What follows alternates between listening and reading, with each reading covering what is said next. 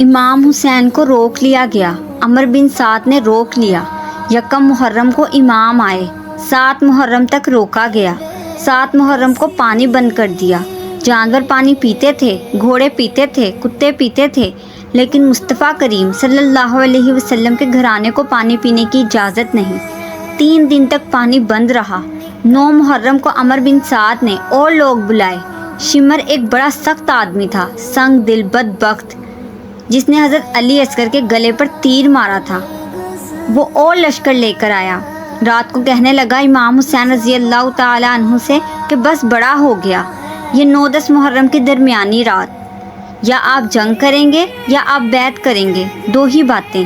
امام حسین اندر گئے، سیدہ زینب سے مشورہ کیا، باہر آئے، فرمایا بات وہی ہے جو پہلے دن والی ہے، بچے ساتھ ہوں، صحرا کا علاقہ ہو، تپتی ہوئی ریت ہو، اتنے سخت اور کٹھن حالات ہوں، چاروں جانب موت ہی موت، دور دور تک اپنوں کا نام و نشان کوئی نہیں، اور اکیلے فیصلہ کرنے والے امام حسین، باقی سارے بچے یا عورتیں ہیں، بڑے اکیلے۔ امام حسین رضی اللہ تعالیٰ عنہ نے فرمایا بیعت تو میں نہیں کرتا، باقی جیسی تمہاری مرضی ہے۔ شمر اور ابن سعد کہنے لگے پھر جنگ کے لیے تیار ہو جائیں۔ کیا انداز ہے امام حسین کا! فرمانے لگے کل جنگ کروں گا، مجھے پتہ تو ہے جنگ کا نتیجہ کیا نکلنا ہے، 1 رات مجھے دے دو تاکہ میں کھل کر اپنے رب کی عبادت تو کر لوں۔ حسین نے جانا ہے، مجھے پتہ ہے کل رزلٹ کا، 72 اور 20,000 کا کیا مقابلہ، 1 رات مجھے دو، میں مالک سے راز و نیاز تو کروں، میں گویا اس سے پوچھوں تو صحیح کہ مالک میرے والد بھی شہید ہیں، بھائی بھی شہید ہیں، نانا کو بھی دکھوں میں دیکھا ہے، تو اب میری باری ہے، تو مالک میں راضی ہوں، مجھے موقع تو دو، اسی لیے کہ میرے نانا نے بدر میں بھی ساری رات عبادت کی تھی، مجھے موقع دو، اور دنیا کا اصول ہے جب کوئی موقع مانگتا ہے تو دیا جاتا ہے۔ یہ دونوں کہنے لگے کوئی موقع نہیں۔ حر بن یزید پیچھے سے بولا نہیں، بدتمیزی نہ کرو، حسین کو موقع دو، تمہیں دینا پڑے گا۔ موقع دیا۔ حر بن یزید نے پھر منت کی کہ حضور مہربانی کریں، مان جائیں۔ فرمایا ماننے والا کھاتا کوئی نہیں، یہ بڑا مشکل کام ہے، ضمیر کا سودا اب تو عام ہو گیا ہے، بازار لگتے ہیں، ریٹ لگتے ہیں، اپنی اپنی چاہتوں پر لوگوں نے اپنے اپنے انداز سجائے ہوئے ہیں، کوئی اچھے طریقے سے نام لے لے تو ہم بس اس کے پیچھے چل جاتے ہیں، اب تو عام ہو گیا ہے یہ معاملہ۔ امام حسین نے کہا ہو ہی نہیں سکتا، ممکن ہی نہیں ہے۔ ساری رات عبادت میں گزری، ریاضت میں گزری، فجر کا وقت ہوا تو گھر والوں کو بلایا، فرمایا دیکھنا تمہاری سی کی آواز نہ آئے باہر، خبردار سی کی آواز نہ آئے۔ اور امام زین العابدین سے فرمایا تو بیمار ہے، جہاد نہیں کرے گا لیکن خیال رکھنا پیچھے۔ امام علی مقام نے بی بی زینب سے فرمایا تو بڑی ہے، میری بہن ہے، پیچھے سارے بچے ہیں، جوان ہیں، ان کے حوصلے تیری ذمہ داری ہے۔ صبح جنگ کا طبل بجنے لگا، فجر کی نماز پڑھی، سورج چڑھا، 10 محرم کا دن، جمعے کا وقت، جناب امام حسین رضی اللہ تعالیٰ عنہ نے ریت پر سجدے کیے، لمبے سجدے، لمبی نماز، سورۃ الشمس کی آیات دوسری رکعت میں پڑھی تو سارا کربلا گونجنے لگا۔ کیا انداز تکلم تھا امام حسین کا۔ نماز مکمل ہوئی تو حر بن یزید عمر بن سعد اور شمر سے کہنے لگا واقعی حسین سے لڑو گے؟ پتہ نہیں کون ہے؟ قل لا اسألکم علیہ اجرا، تم نے نہیں پڑھا الا المودۃ فی القربى، تمہاری آنکھیں بند ہیں؟ الحسن والحسین سید الشباب اہل الجنہ، تمہیں نہیں پتا؟ کہنے لگا چپ کر، حکومت نظر آ رہی ہے۔ حر بن یزید کہنے لگا پھر میرا بھی فیصلہ سنو، مجھے حکومت نہیں چاہیے، مجھے جنت چاہیے۔ امام حسین کی پہلی فتح دیکھیں۔ حر بن یزید کے لشکر سے نکل کر امام حسین کے لشکر میں شامل ہو گیا، اور پہلا شخص جس نے امام حسین کو روکا، امام حسین کے نام پر پہلا سر بھی اسی شخص نے کٹایا ہے۔ لیکن یزید کی قبر پر لعنت بھی کوئی نہیں برساتا، اس کا محل تھا بہت بڑا، لیکن جب لوگ کربلا میں امام حسین کو سلام کرنے جاتے ہیں تو قدموں میں حر بن یزید کا مزار بھی بنا ہوا ہے، ان کو بھی سلامتی دی جاتی ہے۔ اور اب ہم اکیلا حر بن یزید نہیں کہتے، ہم کہتے ہیں حر بن یزید رضی اللہ تعالی عنہ۔ اب ہم اتنی تعظیم کرتے ہیں اس حر کی۔ جناب امام حسین کو جہاد میں کھڑا کیا گیا، جہاد کا طبل بجا، حضرت سیدنا امام حسین رضی اللہ تعالیٰ عنہ صبح جب جہاد کا وقت آیا، پتہ ہے کون کون تھے کربلا میں؟ امام حسین کے ساتھ امام حسین کے 4 بھائی تھے کربلا میں، حضرت علی کے 4 بیٹے، عباس بن علی جن کو حضرت عباس کہا جاتا ہے نا، علمدار، یہ حضرت علی کی دوسری زوجہ میں سے عباس بن علی بھی تھے، اور ابو بکر بن علی بھی تھے، عمر بن علی بھی تھے، عثمان بن، یہ حضرت علی کے بچوں کے نام ہیں۔ یہ آپ کے شہزادے امام حسین کے ساتھ شہید ہوئے۔ ان کا نام صرف اس لیے نہیں لیا جاتا کہ ان کا نام خلافہ ثلاثہ کے نام پر ہے، حضرت علی نے اپنے دوستوں کے نام پر رکھا ہے تو کربلا کے میدان سے ہی خارج کر دیا۔ یہ شہزادے حضرت جناب سیدنا امام حسین کے ساتھ تھے، یہ بھی شہید ہوئے۔ حضرت جناب زینب امام حسین کی سگی بہن ہیں، ان کے 2 بچے تھے۔ جب امام حسین میدان میں جانے لگے تو بچوں سے کہنے لگی، نہ، پہلے بھائی نہیں جائے گا، پہلے بھانجے جائیں گے۔ 2 بچے شہید ہوئے۔ حضرت قاسم بن حسن امام حسین کے بیٹے تھے، وہ جب میدان میں جانے لگے تو امام حسین نے کہا، نہیں بھائی تو نہیں جائے گا، تو میرے بھائی کی نشانی ہے، میں جاؤں گا۔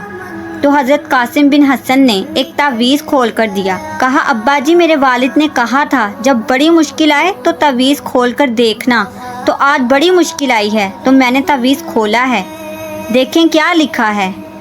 یہ تو رکا ہے، تعویذ ہے ہی نہیں۔ جب کھول کر دیکھا تو اس پہ لکھا تھا، قاسم اگر حسین پر کوئی کڑا وقت آئے تو آگے آگے رہنا، اگر کڑا وقت کبھی میرے بھائی پر آ جائے نا، دیکھنا اس کے آگے آگے چلنا، اسے حسن کی کمی نہ محسوس ہو۔ سیدنا امام حسین کربلا میں پہلی دفعہ اس وقت روئے جب یہ رکا آپ نے دیکھا، تو فرمایا، ٹھیک ہے، اگر حسن کی یہ وصیت ہے تو میں نے زندگی میں اگر ان کی ہر بات مانی ہے تو اب بھی مانوں گا، تمہیں اجازت ہے۔ قاسم بن حسن 16 سال کے نوجوان جب میدان میں نکلے تو ہائے ہے پتہ نہیں کہاں سے آ رہی ہے۔ امام قاسم بن حسن جب میدان میں نکلے تو تبری سے لے کر علامہ ابوالحسنات سب کو پڑھ کر تو دیکھو، 3 دن کی پیاس ہے، شدید آزمائش ہے، دکھ ہیں، تکلیفیں ہیں، پھر بھی پہلی دفعہ جب میدان میں گئے ہیں واپس آئے، 19 لوگوں کو قتل کر کے واپس آئے، 19 لوگوں کو ایسے ہی تماشا بنا دیا ہے۔ مظلوم تھے وہ تو رو رہے تھے، ہر مقرر یہ کہہ رہا ہے، وہ تو بار بار کہہ رہے تھے، ابا پانی مل جائے، پانی آ جائے، ترس گئے، خدا کا خوف کرو۔ یہ دلیر لوگ تھے، ان کی باتیں آج بھی پڑھ کے دلیری پیدا ہوتی ہے۔ دلیری سناؤ قصہ خیبر کو، تمام ہی اپنے بچوں کو علی کی داستان سن کے دلوں سے ڈر نکلتا ہے۔ درجنوں لوگ آپ نے قتل کیے۔ ایک دفعہ آئے، کہا، چاچا یزید کا لشکر تو بڑا ہی بزدل ہے، اگر چند قطرے پانی کے میرے حلق سے گزریں تو میں سارے کاٹ کے لے آؤں گا آپ کے پاس، چند قطرے۔ لیکن تھوڑی دیر گزری، عمر بن سعد کہنے لگا، اکیلے اکیلے جاؤ گے تو علی کا پوتا ہے، یہ سب کو مار دے گا، اکٹھے جاؤ۔ چاروں جانب سے تیر برسے، ایک تیر لگا آپ کی گردن کے پیچھے، بس جناب سیدنا قاسم بن حسن گھوڑے سے نیچے گرے تو جناب زینب حوصلہ کر کے آنسو سمیٹ کے کہنے لگی، میں دیکھ رہی ہوں پردے کے پیچھے سے، حسین میرے بھائی کا بیٹا گر گیا ہے، جا اسے اٹھا کے لا۔ حضرت امام حسین ان کو اٹھا کے لائے تو امام حسین نے سینے سے لگایا ہوا تھا تو ان کا قد لگتا تھا کہ امام حسین سے زیادہ ہے، اٹھا کے لائے، لٹا دیا گیا۔ امام حسین کے بڑے بیٹے میدان میں نکلنے کو علی اکبر نام ہے۔ جن لوگوں نے حضور کو نہیں دیکھا تھا وہ جب کہتے ہیں نا کہ ہم نے نبی پاک کا دیدار نہیں کیا تو بتاؤ کس طرح کے تھے، تو بتایا جاتا تھا کہ جناب علی اکبر کا دیدار کر لو، ہم شبیہ مصطفیٰ۔ اور جب وہ گلیوں میں نکلتے تھے تو عورتیں چھتوں پر چڑھ جاتی تھیں۔ جناب علی اکبر رضی اللہ تعالیٰ عنہ تلوار لے کے میدان میں نکلے۔ جوان بیٹے دینے بڑے مشکل ہیں، رٹا کیا ہے کہ ظالم حکمران نہیں بن سکتا، ایک ظالم کا رستہ روکنا، اس رٹے کے لیے ہم شبیہ مصطفیٰ جناب سیدنا امام علی اکبر میدان میں نکلے، بڑے لوگ مارے، بڑے، پھر ایک تیر ان کے بھی گلے میں لگا، اور جب وہ گرے نا زمین پہ تو حضرت امام حسین دوڑ کے آئے، دوڑ کے جب تشریف لائے تو ان کے گلے سے تیر کھینچا۔ ایک جملہ لکھا ہے صاحب تبری نے، انہوں نے حد کر دی، کہنے لگے تیر کھینچا تو امام حسین کی آنکھوں میں آنسو آئے، کہنے لگے کاش آج جناب ابراہیم میرے سامنے ہوتے تو میں انہیں کہتا کہ آپ نے تو بیٹا ذبح کرتے وقت آنکھوں پر پٹی باندھی تھی، دیکھو میں کھلی آنکھوں سے بچے ذبح کر رہا ہوں، کھلی آنکھوں سے۔ کاش ابراہیم خلیل ہوتے تو انہیں کہتا۔ جناب علی اکبر بھی شہید ہوئے۔ حضرت امام حسین نے ہر جگہ ایک ہی بات کی کہ یزید شرابی ہے تو بچے کٹوا دوں گا، لیکن شرابی کو ووٹ؟ یہ ایک نہیں، ہر کتاب میں یہی لکھا ہے۔ یزید کیونکہ مجرے دیکھتا ہے، ناچ دیکھتا ہے، بچے کٹوا دوں گا، اس کے ہاتھ میں ہاتھ نہیں دوں گا۔ امام حسین نے فرمایا چونکہ اللہ کی حدود کو توڑتا ہے، حدود اللہ پامال کرتا ہے، بچے کٹوا دوں گا لیکن اس کے ہاتھ میں ہاتھ۔ سارا دن خود مجرا دیکھنا اور 10 محرم کو 2 دینگے پکا کے حسینی بن جانا۔ یاد رکھنا جس کے موبائل میں گندے گانے ہیں، گند من دیکھتا ہے، شرابی کبابی کا سپورٹر ووٹر ہے یا مجرے دیکھتا ہے آتا جاتا، وہ یاد رکھے قیامت میں امام حسین کا ہاتھ ہوگا، اس کا گریبان ہوگا۔